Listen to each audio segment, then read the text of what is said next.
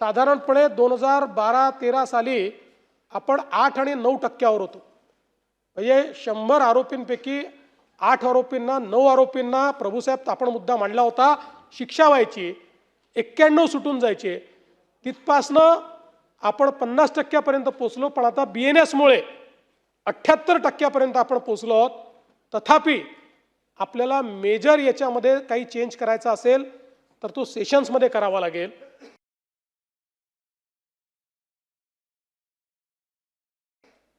सेशन्समध्ये 50% प्रॉसिक्युटर्स हे कोर्टाने आपली विनंती केलेली आहे की जिथे 100% आपण अपॉइंट करतो तिथला आपला दोषसिद्धीचा दर हा अतिशय चांगला आहे.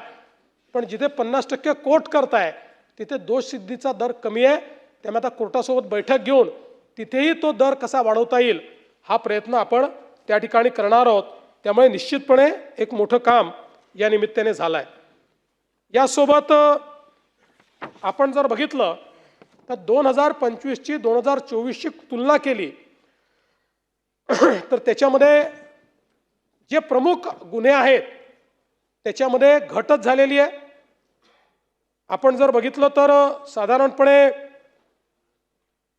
खुनाचे गुन्हे 89 ने कमी, दुखापत 1291 ने कमी, विनयभंग 468 ने कमी, डकैती 36 ने कमी, रॉबरी 1146 ने कमी, चोरी 9427 ने कमी, फसवणूक 222 ने कमी, खुनाचा प्रयत्न याच्यामध्ये मात्र 17 ने वाढ आहे.